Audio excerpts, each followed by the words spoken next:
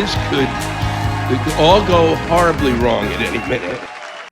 Hello there, and welcome to the 177th episode of Lewis Black's Rantcast, entitled Shut the Fuck Up. Okay?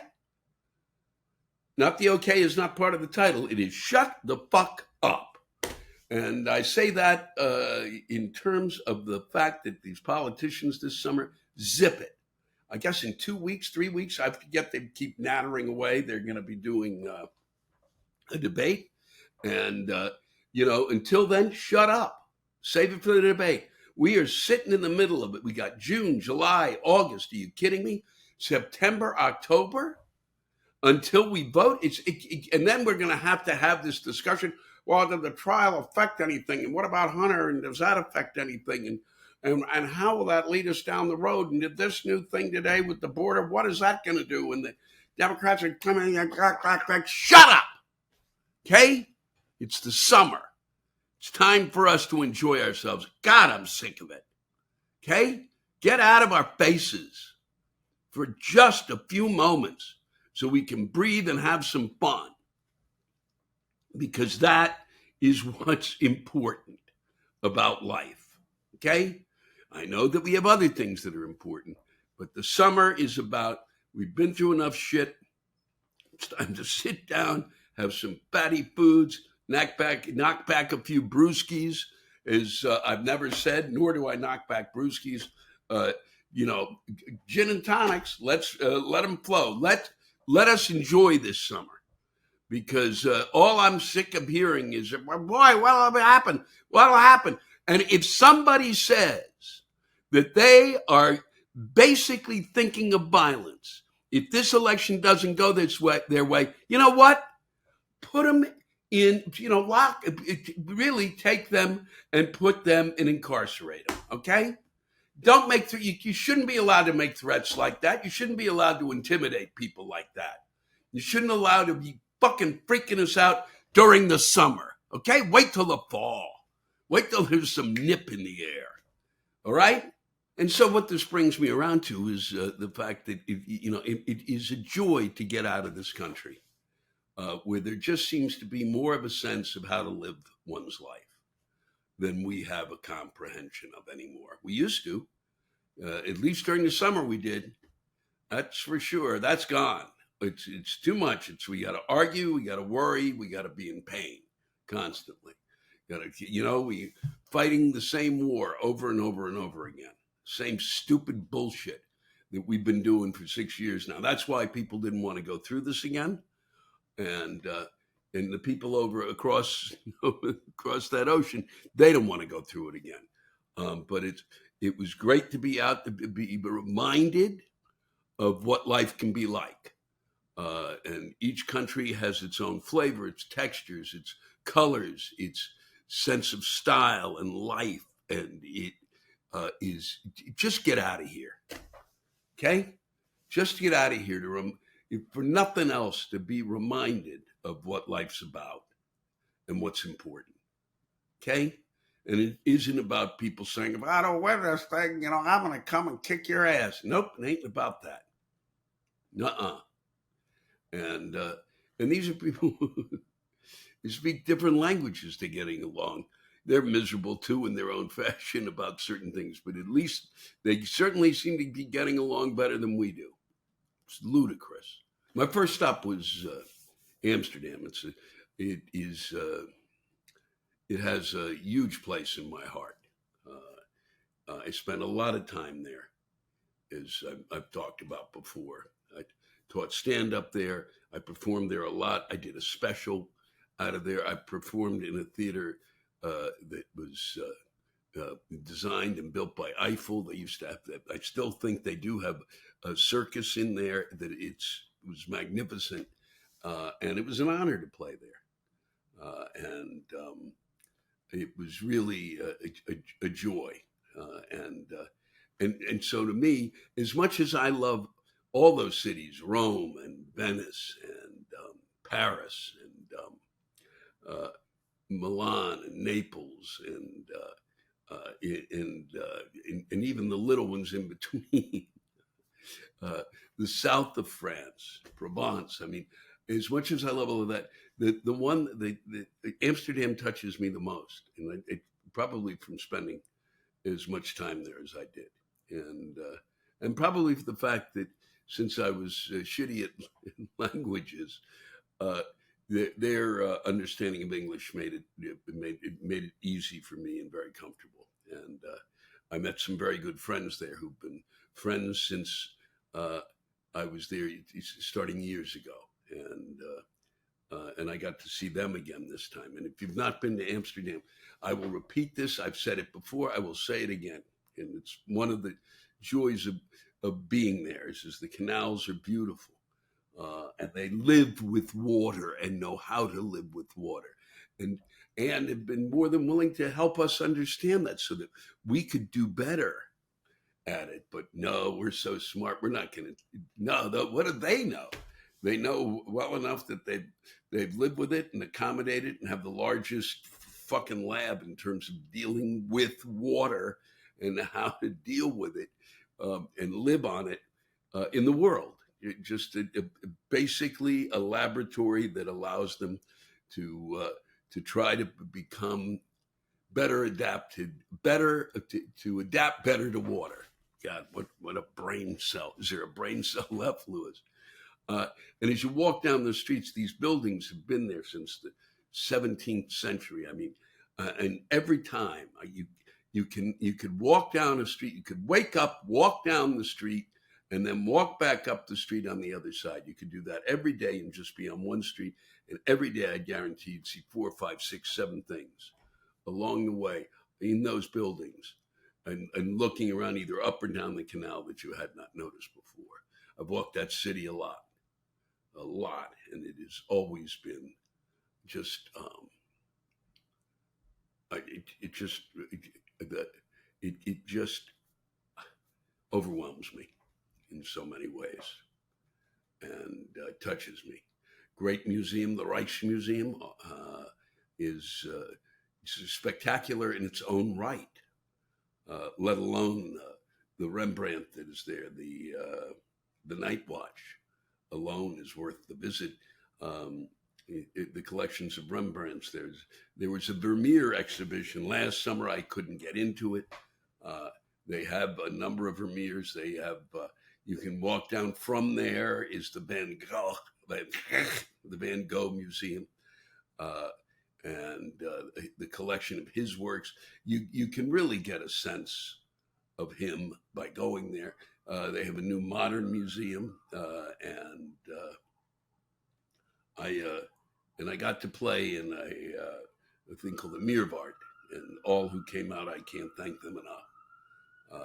It was a full house, and it was a great joy to be back. One of the folks I taught realized it had kind of been honest and realized he wouldn't be a comic. He came out to see the show, and that was nice to see him again. And then it was on to Belgium, Brussels, where I'm hard pressed because we stayed at a magnificent hotel there it was right down near the center of the town of Brussels, and I don't think I really don't know if I've been there. I would have, or if I was, I had not gone to the center and where you're just surrounded with these buildings. You just stand there and go, "Holy fuck, this is unbelievable." It's a city of where the surrealists, that painting group. One of them, the most important being of I guess of the town, Magritte, has a whole portion of a museum dedicated to him and his work. And he's the one with the bowler hat and the apple on front of the face. I'm sure this all made very clear. They had a really they've got us. Whimsy would be the sense, but sadly they're known for their mussels and fries, and their mussels were out of season. And it was pretty extraordinary that the first restaurant we went to there, they said the mussels are out of season. That's pretty honest, considering that's a big seller in Brussels. From then it was on to London, and I performed there at Leicester Square and the Leicester Square Theater. I went and saw an awful, awful play there, just awful. I really wanted to see it. It's my favorite play. This is something most of you can know. You're drifting off. Did he say he saw a play? What? It was by Chekhov. What? Chuck who? And it was Anton Chekhov. And what? Yes, Anton Chekhov, one of my favorite writers, who's rarely done anymore, I think, and his work is magnificent, and still has tons to say. I mean, when I read him, when I went off to become went to drama school to really kind of take that final shot at understanding what a play should be, I read him and I couldn't write. I mean, it's just a writer's block. It's what he fucking has said everything. In the first 3 pages of the play, he would say everything that was needed to be said.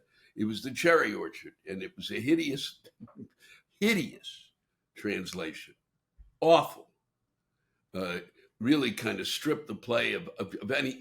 I don't know why I'm telling you this, except I got to get it off my chest.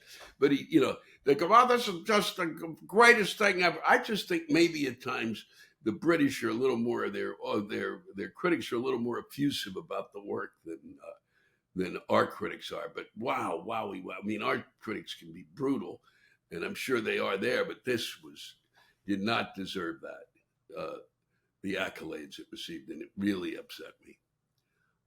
But the show itself, it was only the 3rd time I've worked in London. 3rd time.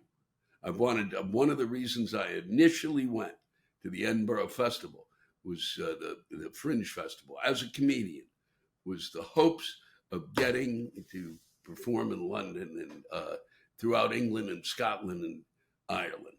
And it happened. I got to work Ireland, and that meant a lot. But London, for some reason, and there were comics going before me who I certainly, if they went, I should have been able to go. And I had a great night there, and I was lucky along the way to be with my friend Jeff Stilson, who opened and was. Well worth it. It was great to have him along and to be able to talk about the experience. And from London, it was on to Berlin. Did he say Berlin? Yes, I stormed Berlin. We stayed at a hotel called the Adlon Kempinski there, and that if you go to Berlin, it's well worth staying there. You have breakfast and you look out at the Brandenburg Gate, and it's the one I would have to put it. Until I run into another breakfast buffet, this one wins. 2 separate rooms, 3 practically rooms filled with plus whatever you wanted to order off the menu. It just goes on for days. You could literally my father never would have left that room except to use the bathroom. He literally would have sat there weeping. It was astonishing. The level of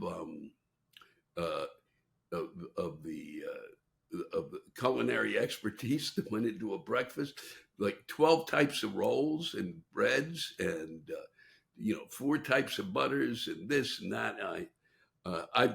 It's the first time I've filmed a buffet. I don't generally take pictures of food, but maybe sometime I'll get it out there to you so you too can go, what the fuck? We went before that, and I think I've said this the last time I was in Europe, but a lot of mea culpa museums, a lot of like, boy, we fucked up. We are sorry. You can't apparently even say the word Nazi there anymore, which is really something.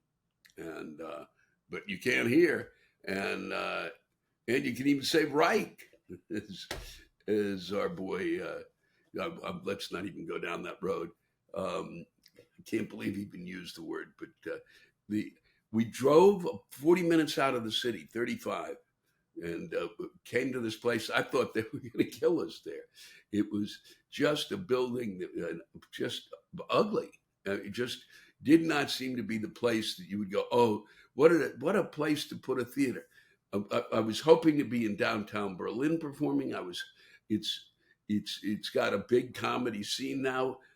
It didn't happen. We were in a room out there. I think he was trying to make it attractive to comics, which is why he booked us. And they were terrific, and it was really fun to play Berlin. It's interesting. It's hard when you're obviously because of the language thing, but also some of what either I would say or Jeff would say, you could not get a role going at times with the audience because a lot of the times you didn't know if it didn't strike them as funny or if they were hearing something and they were thinking a lot about what you had to say in terms of in terms of what you were talking about politically or about the country, their country, or about your country. But it was good to be back in Berlin and then on to Stockholm, which I really thought by then, boy, I got it. Now I really have nailed it. And Stockholm too is like if it was made out of if it was made out of gingerbread, you'd eat the whole city. It's beautiful, and each of these cities have their own unique touch, and you really see the differences. And even if there is a Starbucks or a Burger King, you're overwhelmed by the level of how the expression of the people through the buildings and their culture. And the show there didn't go as well for me. I just never nailed it there. I think I thought, okay, I'm relaxed, I'm comfortable, and just didn't happen that night. They seemed to like it. I got a standing ovation, but I just didn't feel it was deserved. But it was really a tremendous trip, and then flew back to take some time off, just 3 or 4 days, and outside of Porto, about an hour and a half, just to relax out there on the Douro River amongst the vineyards. I'm probably the only person who really enjoys looking more at the vineyards, but I also love looking at that river. It's spectacular. It's a valley, and you just can look for miles. It's really spectacular. Some of you probably will find this upsetting, but one of the reasons that I really kind of wanted to do these shows, I felt was to kind of say goodbye to Europe in terms of performing there, and not easy for me to do that, but I did want to, and but also that I thought it was important for somebody from our country to apologize to them, seriously, about what assholes we have become. And I've always felt that we were at times when I first started going there, that kind of the American star. How come you don't have a USA Today? How am I supposed to know what the football scores are? God damn it. That kind of asshole. To now where we're exporting stupidity on a level and if you don't think that they don't watch us on a daily basis, they know more. If they know more, probably way more than the average American knows about America. Our shit is pumped toward them.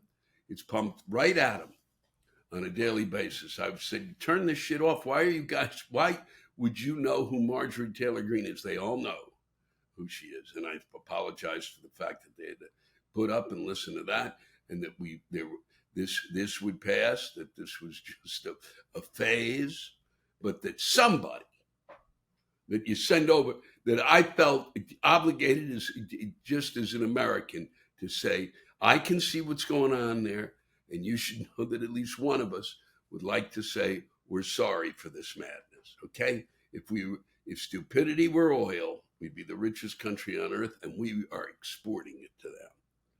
And it is tiring them out. And really, you can see the effect it has there. Because in Amsterdam, which is truly was one of the most, as you well know, folks, they had the red light district. They had, the first legalized pot. What do you want? Mushrooms. Get it. No sweat. That Amsterdam has now a party that kind of is far right, and on a level that is disturbingly far right. 25% of the vote, I think they got.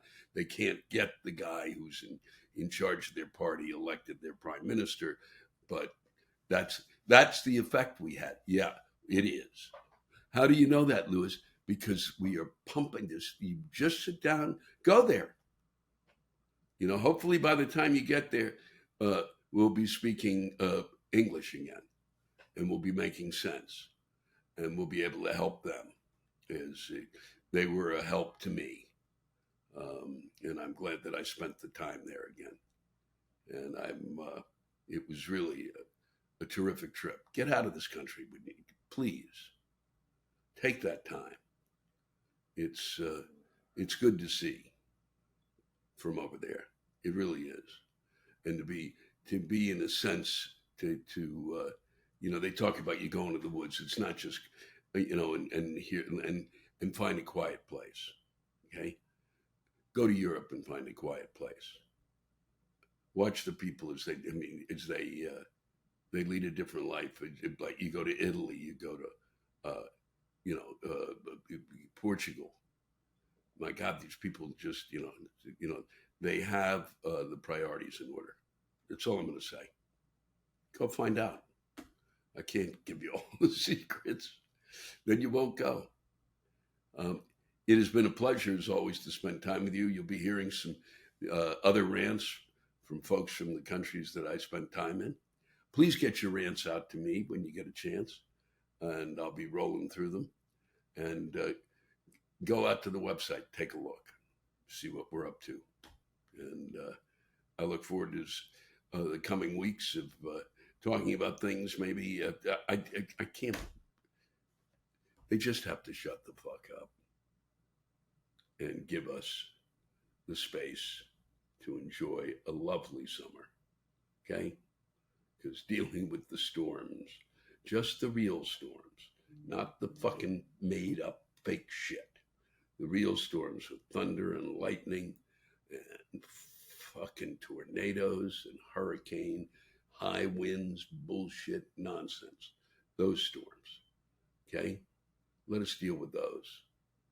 They make a lot more sense. And they're a lot more human and humane in their own fashion. I don't know if that made any sense, and I'll have to think about it sometime. Why don't you? Thanks for joining me. It's a privilege and a pleasure to spend time with you. Enjoy this week. And when you get a chance, don't listen to them. When you hear that shit in the background, okay, when you turn it on in the morning and they start to blather, turn it off, okay? Mark Lerhner yells about something we have not heard about from anyone, sending us rants and raves over the past few years. This one will probably disturb some of you, as his choice is really fascinating, but it's something I think many people think about. I think they think about it. Lewis, where the hell do these research studies get their information, and who are the people they're recruiting into them? Every day on the news, we seem to get hit with reports that claim that research indicates X, or that a new study by some National Institute of Dumb Fuckery lays out a new claim that slips past our consciousness just long enough before we turn to the TV and say, wait, what? You spent money studying what? Even the commercials for various products now spout statistics and flash footnotes in tiny print for a millisecond to justify their bullshit claims. Here we go. I was watching a toilet commercial on TV and laughed out loud when I saw the cartoon figure using what appeared to be 4 squares to wipe its ass. I said to my wife, well, that's not reality, to which she replied, what do you mean? How many squares do you wipe your ass? How many squares do you use to wipe your ass?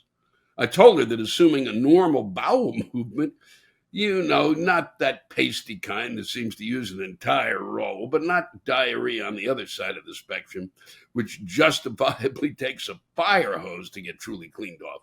But someplace in the middle, that I myself might use about 8 to 10 squares for the first wipe, 6 to 8 for a finishing wipe, and 4 squares for the final quality control. She told me I use too much fucking toilet paper. So I went out on the internet, went to one of these new AI sites to see what it had to tell me. Turns out the same toilet paper manufacturer I just saw on TV had done research on the subject. Google Gemini told me that the research study by Cottonelle suggests an average of nearly 7 sheets used per wipe, translating roughly to 6.4 sheets per use for women, 8.1 sheets per use for men. I call bullshit. Are you telling me that women's assholes are 25% smaller than men's, so they need that much less toilet paper to wipe? Or maybe their sphincters do a better job than men's of biting off the turd and making less of a mess. I told you, it's not for the faint-hearted. I have a hard time believing that my asshole is so enormous, I need to use almost 3 times the average amount of toilet paper to clean it off. I defy anyone to tell me they can't effectively wipe their asses with only 6.4 squares of TP. It's not fucking possible. I also want to know what poor asshole had to do the verification and what that process entailed. Did some poor schmo have to inspect each participant's asshole to ensure the same degree of shitlessness? Here's a word, shitlessness. It's a new one. Did each participant have to bend over and let that poor schmo climb in there with a flashlight and a shitometer to take shit readings? The entire thought of this terrifies me, Lewis. What I can tell you is this. If this research is correct, and that's all the toilet paper the average person uses to clean off their crack, it's no wonder this whole fucking place smells like shit. Well, Mark, wow. Mr. Lerhner, thank you for your words on a subject that I don't know how many folks out there would... You're the first. Mark, I'll be interested to see how folks respond. Well, left me speechless. And I won't be breathing for a while. Thank you. Lex Kelly is sharing a rant that I'm sure will be understood by many in my listening audience. And it certainly has been something I've read about before from our side of the pond. I get to say that now. And I'm home finally, as you can tell.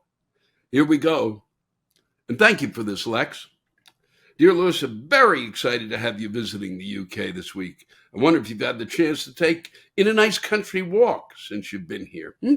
Or perhaps just enjoyed rambling around our beautiful and bustling capital city, taking in all the iconic sights this historic place has to offer. If you have, I wonder if you've perhaps noticed that one can't take 10 fucking steps anywhere in the UK anymore without encountering a nice fat dog turd, or even better, a dog turd that someone has had the wherewithal to put into a plastic bag, only to then leave the shit-filled bag on the ground or hanging off of some poor fucker's garden fence. Huh?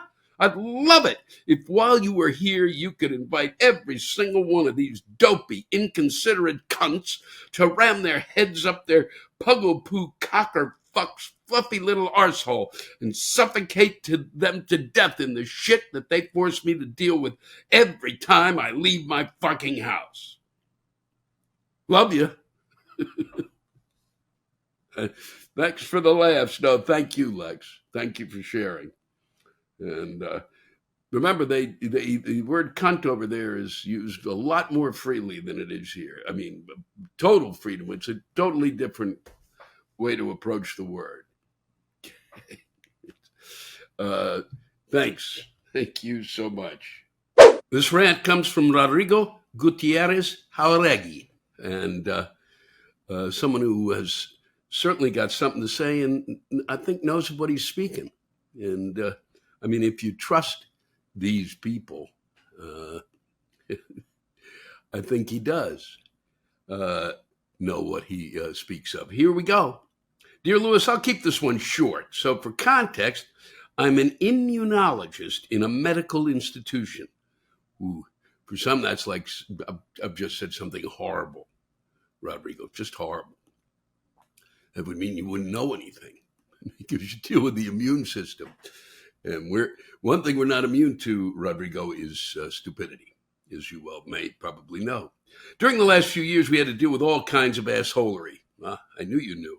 From people harassing us or demeaning our work because some politician or other told them vaccines are fake. But last week, I got the most ridiculous phone call I have ever gotten. A young man calling to try and instruct me on vaccines and how they don't work, and then asked if there was any scientific way to be protected from COVID without vaccines. It was ridiculous. People, you either believe in science or you don't. And no amount of long words is going to make a lie a truth. And so actually what he said was then ask if there was any scientifical way. I don't know if that was a misspelling. I have a feeling it wasn't. I think that's what Rodrigo was told. And Rodrigo, thank you for sharing that. You do either believe in science or you don't. And no amount of long words is going to make a lie a truth. I get it. You have the education, but what does that matter? Not anymore. Thank you, Rodrigo. Thanks. I want to thank Jan Hansen for this. Hey, Lou, I'm looking forward to seeing you tonight in Berlin. It's a special thing for me to see you because you were the favorite comedian of my dad who passed away in 2016 by suicide. It's rugged, Jan. Listening to your comedy makes me remember the good times we'd had hanging out together and listening to your stories about the Starbucks across from the Starbucks and the settlement of the Minnesota. So while I could rant a lot about life and how unfair some of its moments are, I'll be there tonight and enjoy an evening that we would have shared together if he was still there. So while this is your final tour, know that you've touched people's hearts in moments of happiness as well as in sadness and make us feel connected in your humor. I want to thank you for that. Folks have sent in a lot of kind words, and Jan, I appreciate you sharing that with me.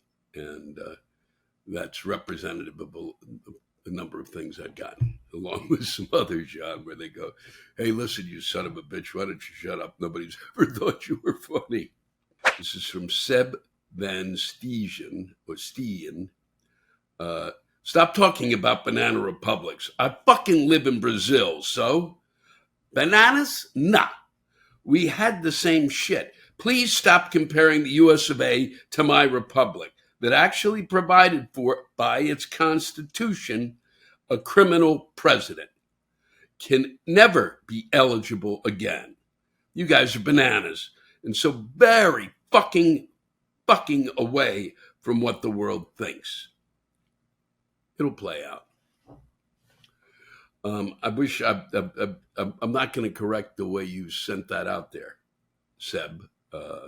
So thank you for sharing that. From my pal, Mildred Ellison, who always has something extraordinary to share. California passes bill requiring new cars to beep at you when you're speeding. If you want to do more than 10 miles an hour over the limit, prepare to be annoyed. Holy fuck! Prepare to be shot at is more like it. Have the people writing these donkey fuck stupid laws never driven on California roads? Fuck a duck. 10 over the limit means having the guy behind you tailgating so close you can see if his dick's sporting a turtleneck. About the time your little Prius beepity beep beeps at some small dick red-hatted angry yahoo in a giant truck, you're going to find yourself slamming smack dab into the back of that truck when he pulls in front of you, slams on the brakes, and you and your beeping fucking Prius become truck enemas. Holy fuck. And thank you, Mildred, always. Thank you for continuing to send in the news and your lovely rants. I always enjoy them. A lovely rant. No, thank you for sending in your rants. You don't use the word lovely with rants, but it was quite nice. Sarah Kirk, as something that's pissing her off. A friend and I went to a trendy restaurant. The first thing I see is a row of 15 tables motherfucking next to each other, like touching. Who the fuck wants to sit like that? You're close enough to smell your neighbor's BO. I mean, patchouli. I fucking hate patchouli. You can't have a private conversation. You have to keep your arms off the table. Seriously, I eat like I'm in prison, for fuck's sake. Out food comes. I like ketchup on my hash browns. Grab the ketchup and shake some out. I take a bite and immediately spit it out. My neighbors are offended. Fuck off. I tell my friend that the ketchup has fucking cinnamon in it. What the actual fuck? Why would they do that? There was nothing that alerted patrons regarding the cinnamon. There was no non-cinnamon option. Fucking bullshit. I was so mad about that motherfucking ketchup. I'm still mad about that motherfucking ketchup. I've never been back. Fuck them so much. Wow, Sarah. That is kind of a stunner. Thank you. I can't imagine why anybody would put cinnamon in ketchup. It doesn't make sense. I mean, even if it was French, it doesn't make any sense. None. Thank you. This ought to get some folks riled up, Stephen. From Stephen Rojas. We'll see what rolls in after I read this. Hello, Louis. I'm tired of the hypocrisy around the treatment of animals. I respect those who are pro-animals as well as those who don't give a shit. However, what I find infuriating is the middle ground. For instance, the people that say, we have to kill the chickens because if we don't, the population of chickens will get out of control. What's the worry here? Rise of the planet of the chickens? Have you ever seen a fucking chicken? Huh? They're so easy to kill that people just hold them by the neck, spin them, which, by the way, is where the expression choking the chicken comes from, but I digress. As a New Yorker, I'm tired of seeing people protesting to save cows, while not giving a shit about the alligator-sized rats in the subway that the MTA sprays for on a daily basis. As you might recall, a few years ago, a fraternity was on the news because they adopted a baby deer and took care of it as a pet, and then proceeded to post pictures of it on social media. Everyone lost their shit over this incident, forgetting that once a year, it's legal to shoot it in the fucking head. The deer are not only eaten, but their heads, antlers, hooves, and skin are sold as decorations. Yet everyone lost their minds because some college kids put a leash on one and walked it around campus. I'm pretty sure if the deer could talk, was given the option of going back to the woods and potentially having the same fate as Bambi's mom, or continuing to live with the frat, it would have gladly made an elaborate gesture with its hooves while yelling, Delta Psi. So when it comes to animals, I say either save them all or let them all get fucked. Thank you. Well, that's certainly, you're riding both sides of the fence there, Stephen. I can't wait to see what people have to say. Thanks for getting out and getting it off your chest. All right. Thanks to all of you for listening to my Rantcast. If you have a rant you want to get off your chest, send it in to me at lewisblack.com/live. You can think of it as therapy or whatever you want to think of it as. Just let it rip. And I want to thank the true stars of our show, the ranters, and the splendid rants they gave us. Lewis Black's Rantcast was created and hosted by me. Lewis Black. Our live rant audio was produced by James Salter. Our Theme song by Chris Lane. Executive producer, Ben Brewer. Executive producers, Matt Kleinschmidt and Robert Kelly for the Laugh Button Podcast.